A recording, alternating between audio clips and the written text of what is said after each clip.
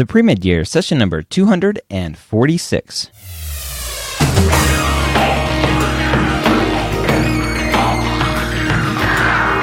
Hello and welcome to the three-time Academy Award-nominated podcast, The Premed Years, where we believe that collaboration, not competition, is key to your success.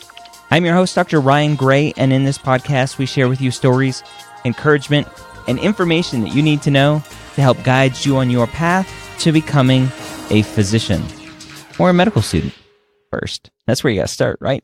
Welcome to the Premed Years. Some of you may be thinking, why does he always say three-time Academy Award-nominated podcast? I'm not talking about those Academy Awards, those for movies and such. I'm talking about the Academy of Podcasters. Now, it's been 3 years in a row I've been nominated ever since they started the Academy of Podcasters nominations and awards and everything. They do that at Podcast Movement every year. And Podcast Movement this year is in Anaheim, California.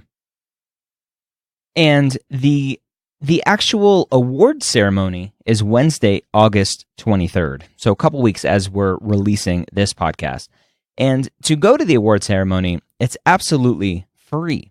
And so I would love to bring some people, some of you, if you're listening to this and you're in the Anaheim area or in Southern California, and you want to come hang out with me for a little bit at the Academy of Podcasters Awards and Hall of Fame ceremony, you can kind of see a lot of the other podcasters out there and just kind of hang out and watch me lose again, but that is okay. If you're interested in that, let me know. Shoot me an email, ryan@medicalschoolhq.net. I am also going to be putting together a meetup for August 21st, which is a Monday, I believe. Monday, August 21st. I will do some sort of dinner in that area. So again, if you're in the Southern California area, go join the Hangout, which is medicalschoolhq.net/group. And in the Hangout, I will put the details for the event once those are finalized. So again, August 21st, we'll do a meetup. August 23rd is the Academy of Podcasters Awards and Hall of Fame ceremony. I'm nominated again. The red carpet party is 6 o'clock. The award show starts at 7:30 Pacific time. So I'd love for you to be there.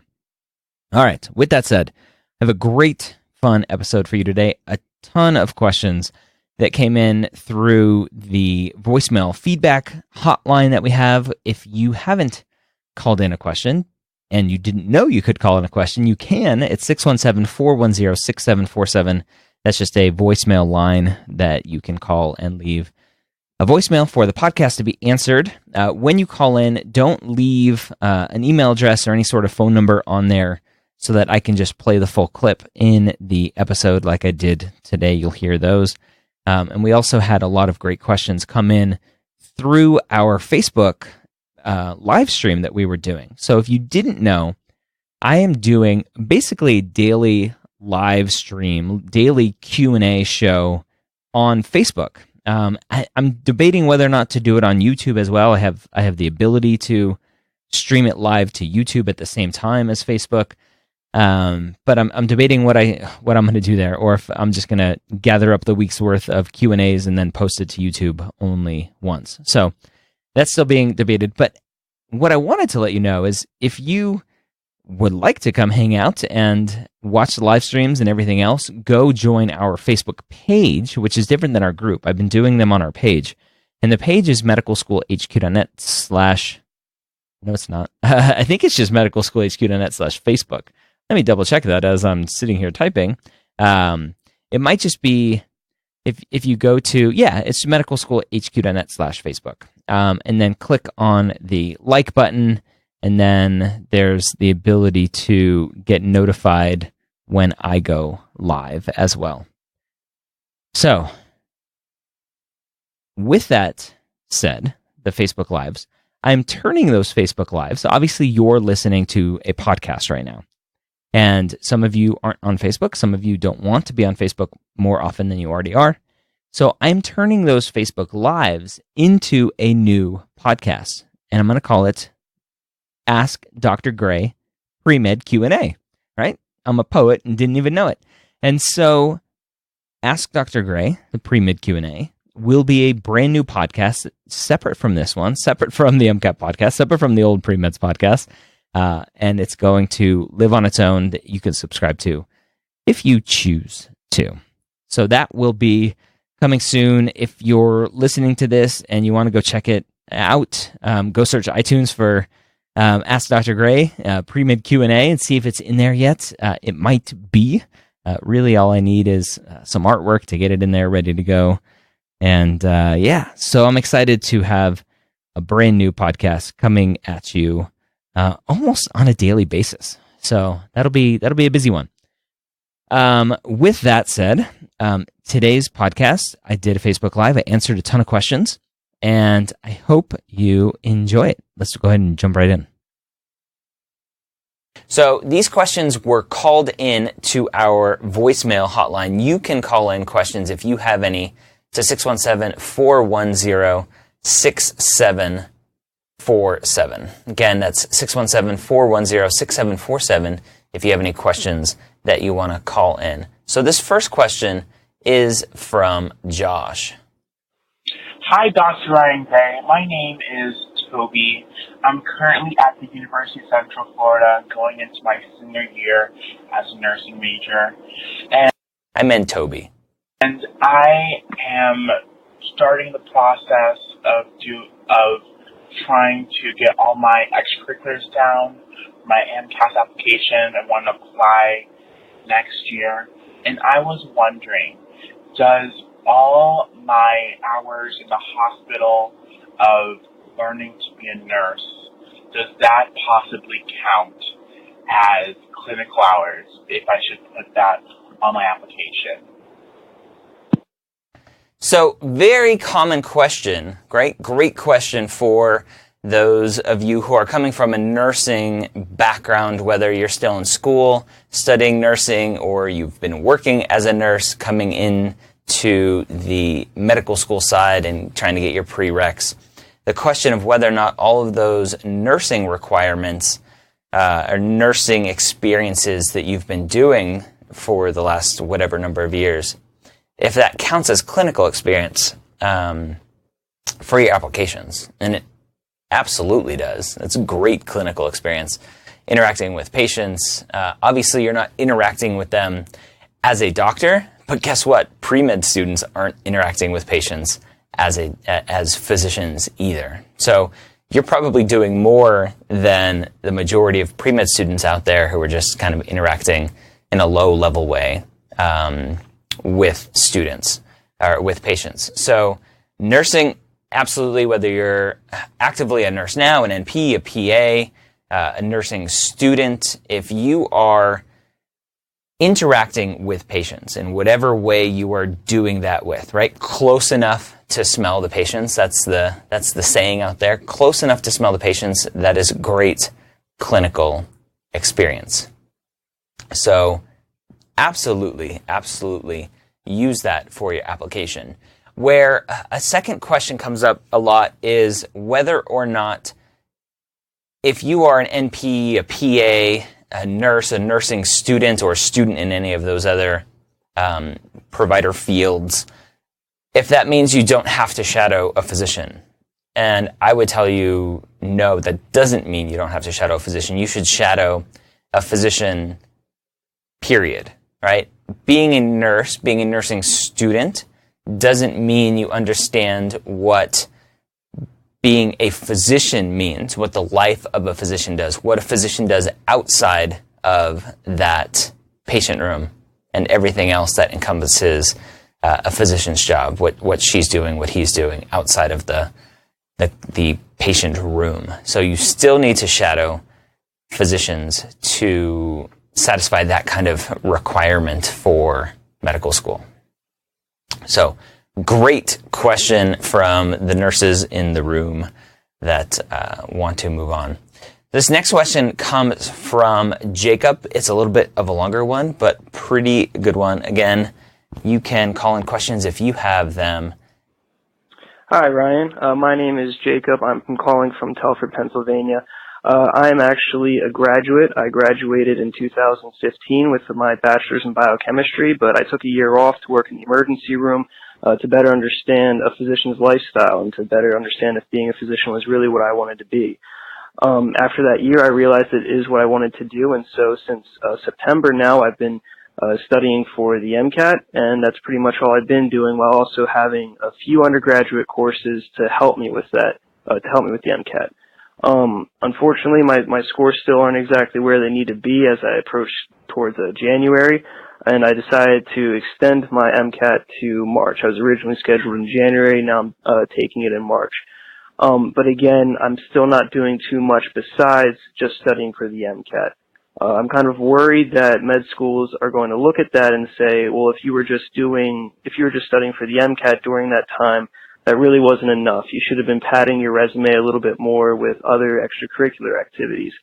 So I'm kind of worried what I should be doing these next couple of months, whether or not I should be still just focusing on the MCAT and going after that and making sure that's taken care of before adding more things to my plate, or if you think it would actually be better to start doing a little bit of other things at this point, because it will look bad if I was just strictly studying for the MCAT and taking a few classes here and there for about 6 months. Thanks. So, great question. Studying for the MCAT, struggling to get the scores that he wants, which is great, right? He knows where he's scoring. He's not where he wants to be. Miracle is not going to happen on test A. And so he's pushing off the MCAT, but he's solely focused on the MCAT. A student can get in big trouble here. And I've talked to students who've gotten that feedback from admissions committees of a huge gap in extracurriculars. Now, he used the term padding the resume or padding the application. I don't necessarily like that term because that's not what you're doing. You're not padding the application, but you're showing consistency throughout the application. You're showing consistency throughout your pre-med years, right? Pre-med years podcast. You're showing consistency throughout your pre-med years. Number one, that you can handle doing some extracurriculars and doing well in your courses and doing well on the MCAT.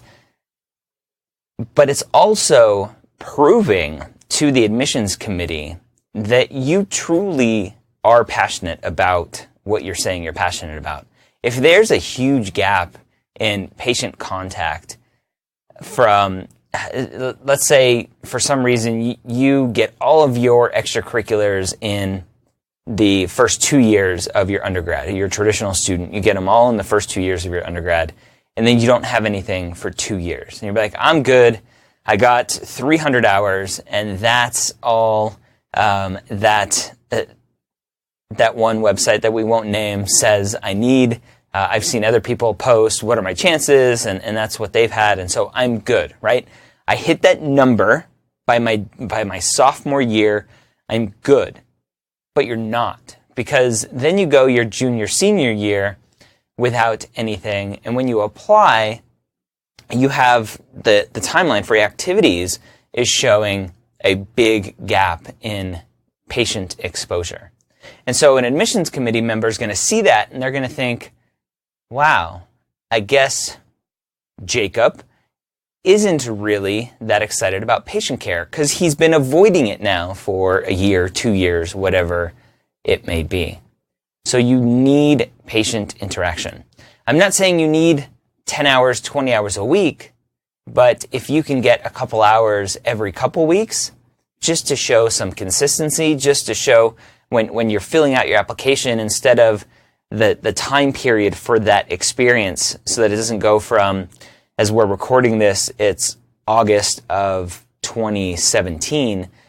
So let's say 2 years ago is the last time you had any patient contact. So your application doesn't show August 2013 to August 2015, and then you have this gap.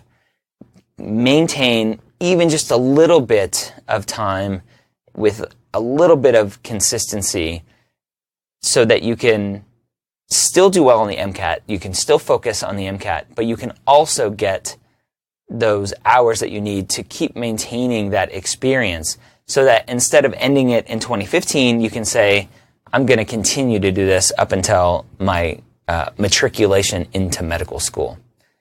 Even though it's not a ton of hours every week, it's still maintaining a consistency so that you can put that in your application. Obviously, there's going to be ups and downs with how much you can do during each semester, even during the months within that semester, each year.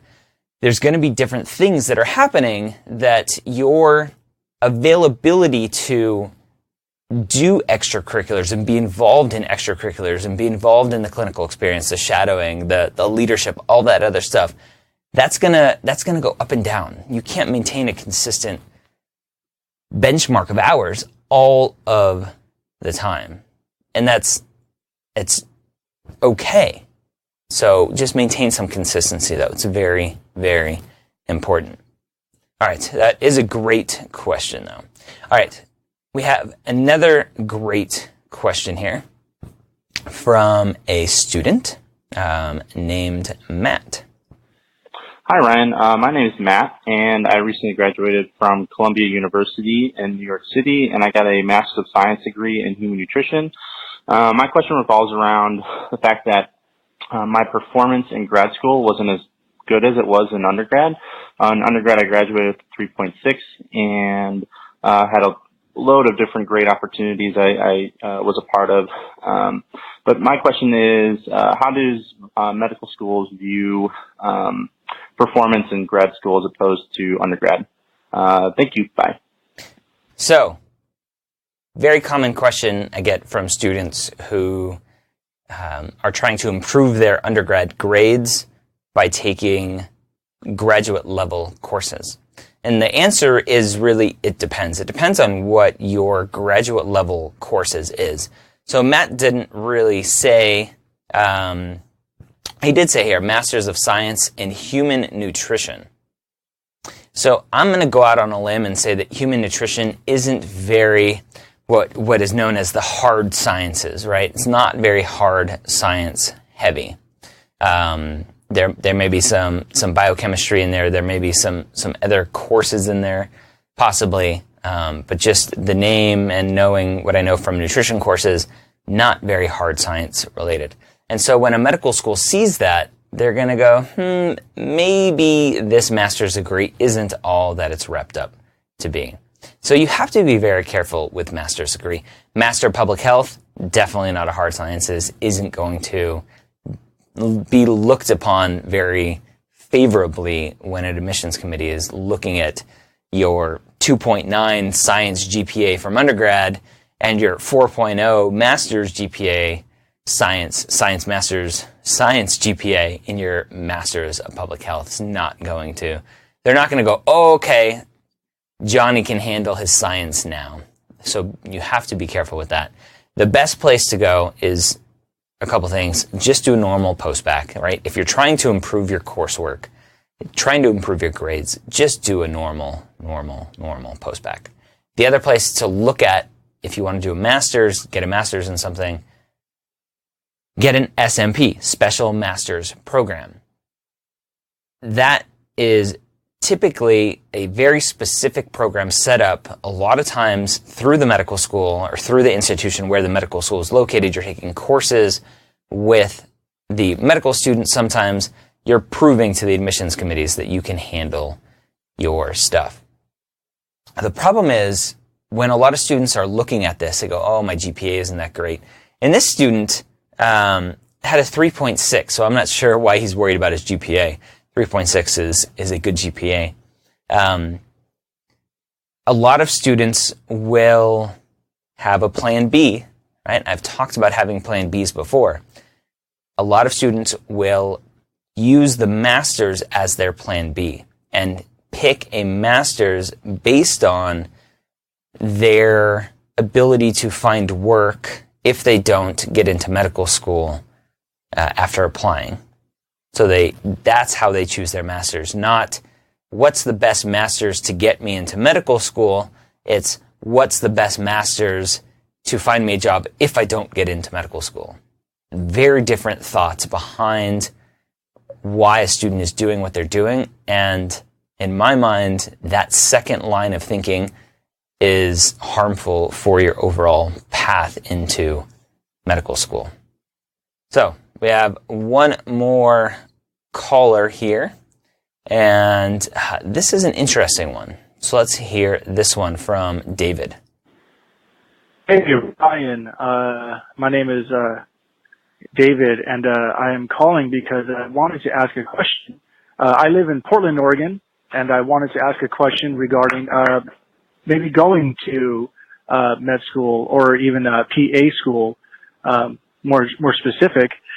I am 34 years old. I don't have any prerequisites for anything. I have nothing underneath my belt, and but it is something that I am strongly considering, and I wanted to call and see what your thoughts were on that.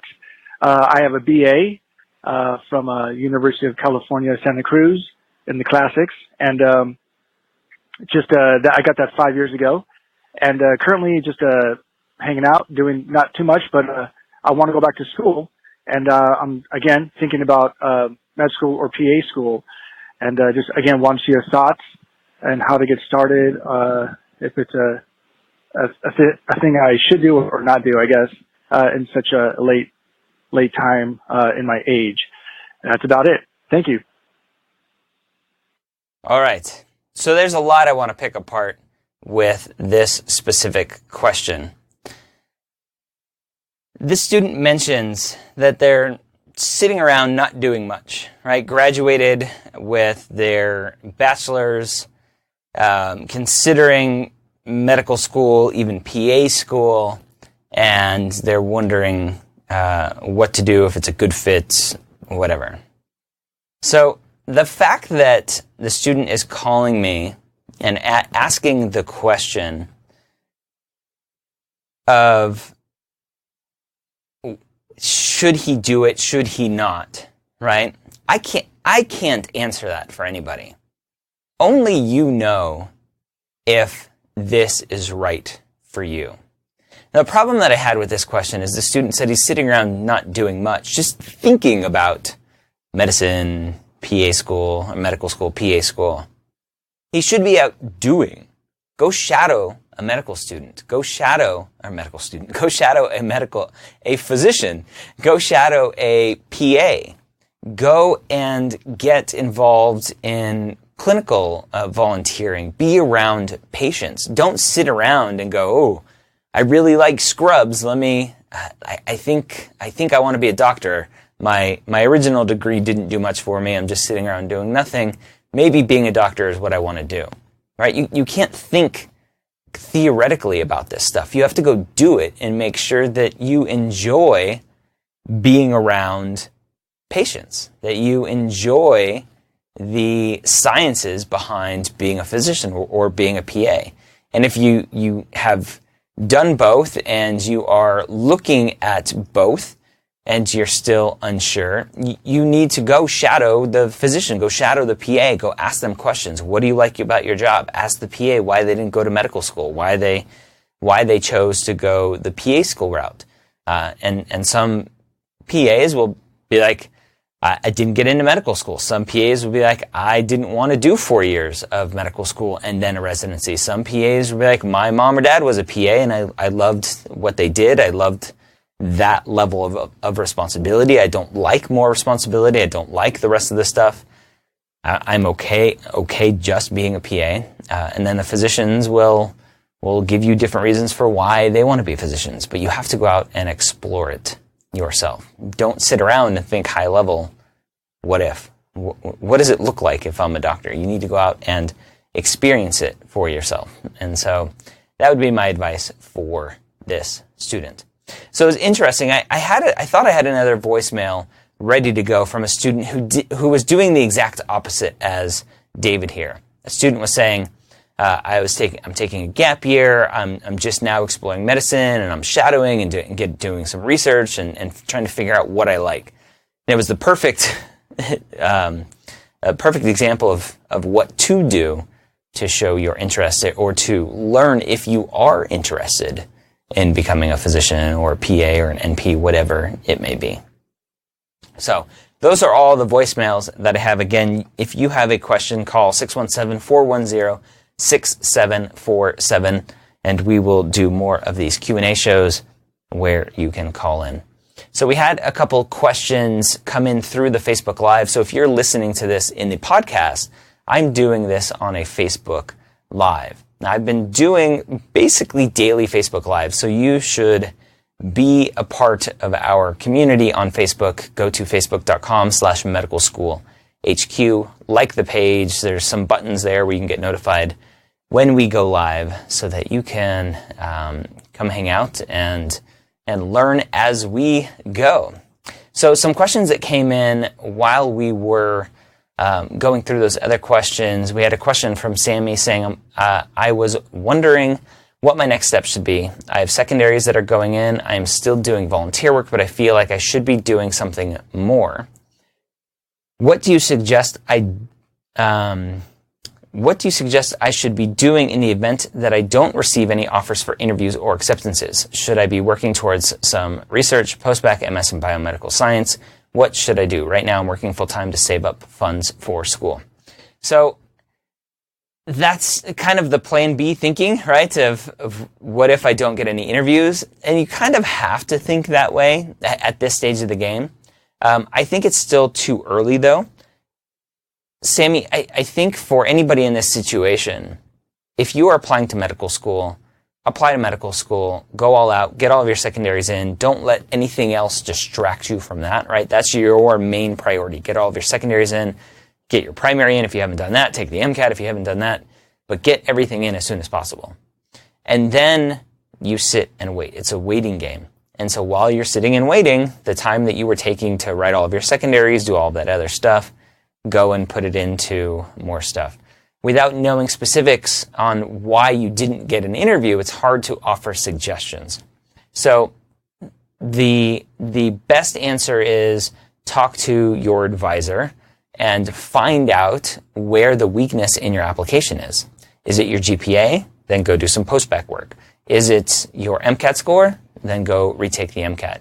Is it lack of clinical experience? Go get some clinical experience. So it's a very easy kind of way to look at your application. What's missing here? What didn't the admissions committee like about your application to not get any interviews? And it's the same thing if you do get interviews, but don't get any acceptances. What is it about the application? Sometimes it's not the application. Sometimes it's your interviews, right? We had Natalie on the podcast a couple weeks ago, and Natalie, the last application cycle that she applied to school 3 times.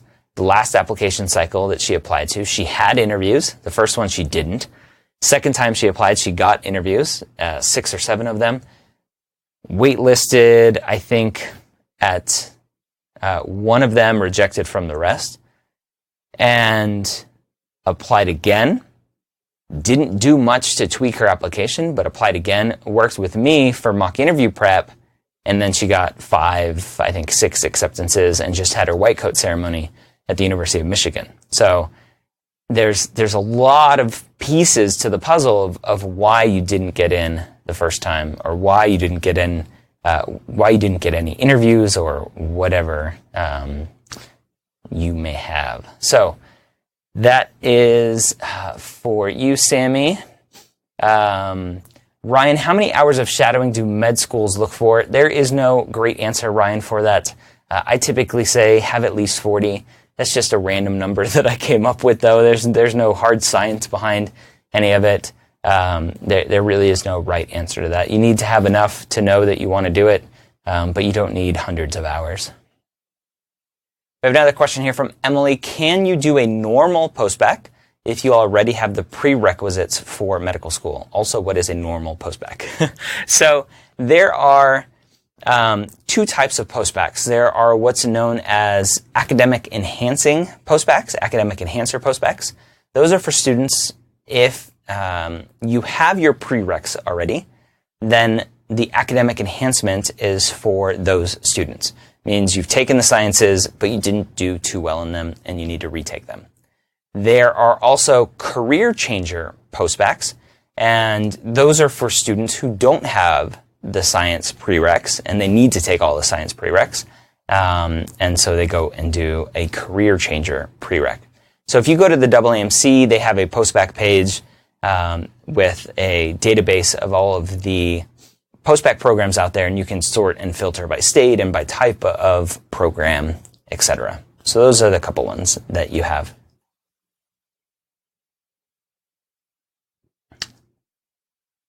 We have a question from Bharath. Should I try to take Biochem a semester before I take the MCAT so that I can review it over winter break, or take it in the spring semester so it will be more recent? I don't know. It's up to you.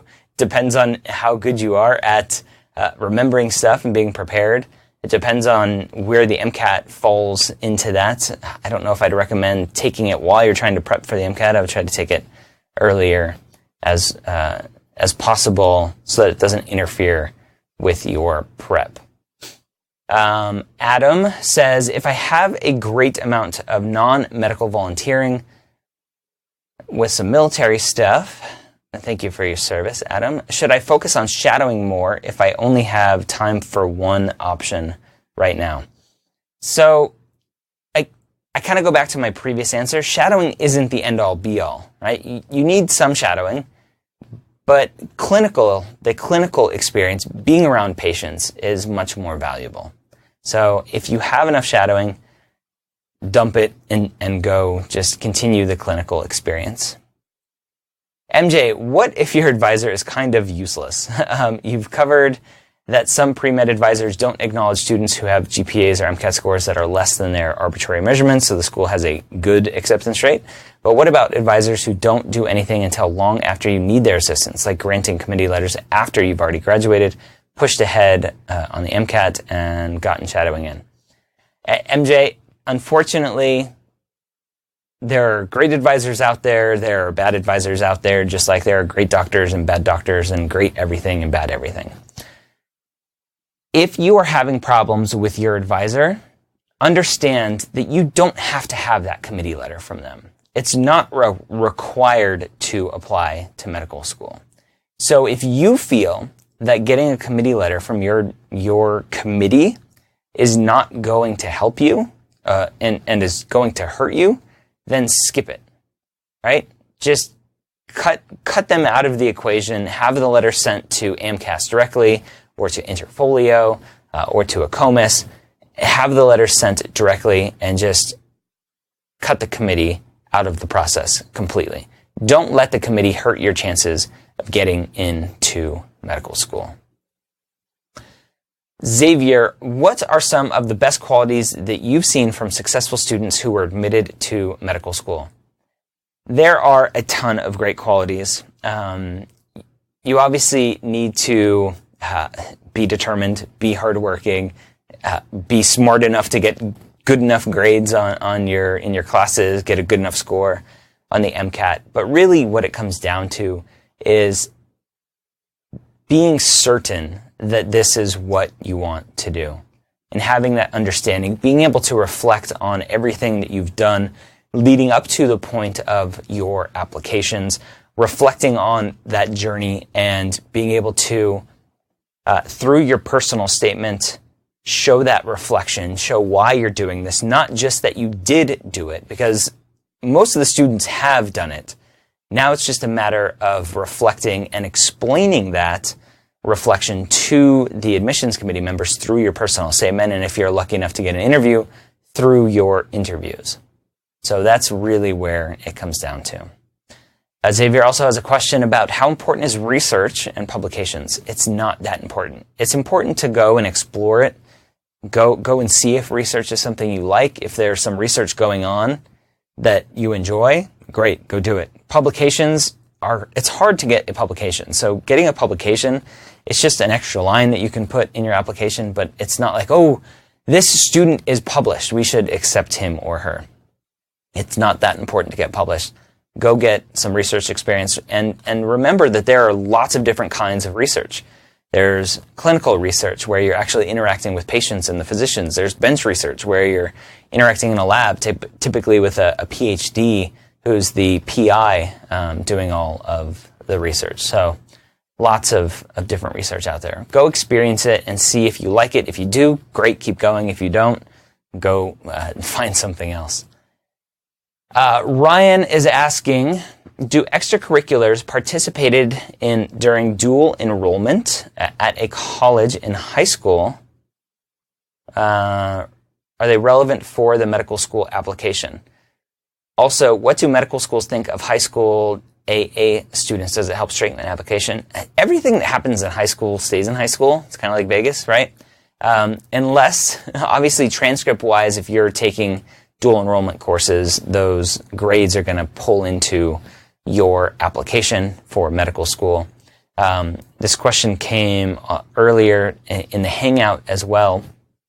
A student was asking about if one of their most meaningful experiences happened in high school, should they mention it? And the answer is no, you shouldn't. It's kind of an unwritten rule among advisors is whatever happens in high school, extracurricular-wise, stays in high school.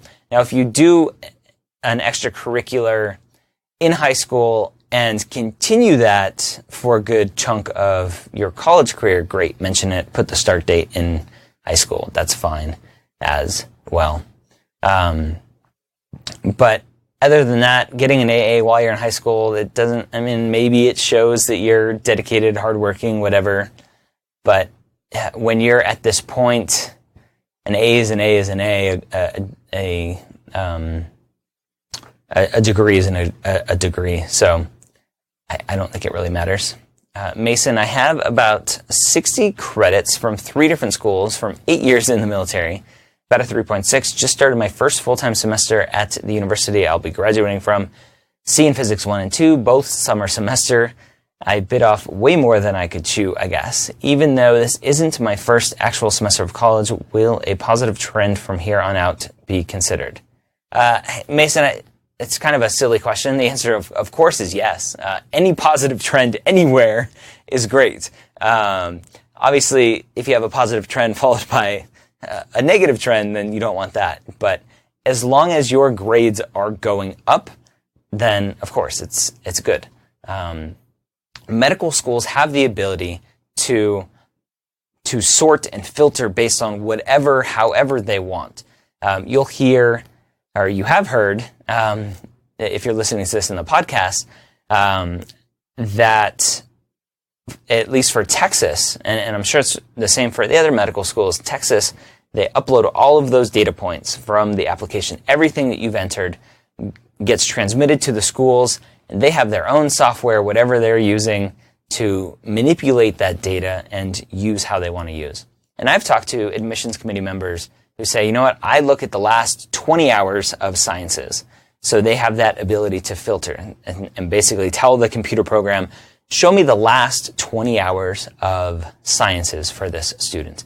And if there's a solid GPA there, then great. They're going to be able to handle medical school. Let's go on to the next step, read their personal statement, etc. So you always, always, always want that positive trend. Xavier, and how I wish Canadian medical schools have personal statements in their applications. They have essays, Xavier, in their applications, just a little bit different. Obviously, yes, GPA and MCAT are important for medical school as well. So those are the questions that came in. Again, if you have questions in the future, I would love for you to call them in to our voicemail hotline at 617-410-6747. Again, 617-410-6747.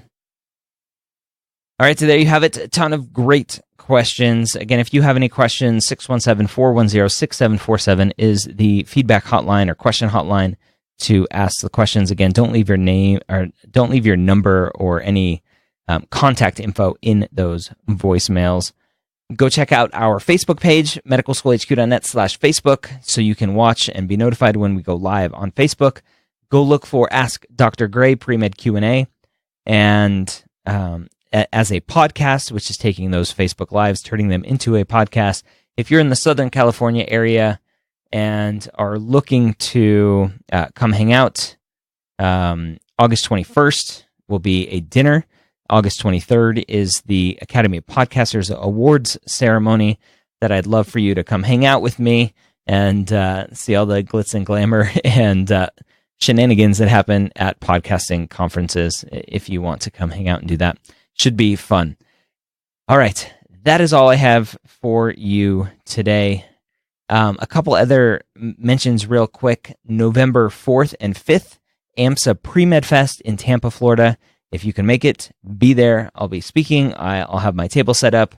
I'll bring books, and we'll do lots of fun stuff. Again, I'll probably do another meetup then as well. Use the promo code MSHQ17. Again, MSHQ17 until October 25th, 2017 to save some money off of your registration. Again, AMSA Premed Fest. Go check it out at amsapremedfest.org. All right, that is all I have for you today. I hope you have a great week. We'll see you next time here at the Premed Years and Med Ed Media.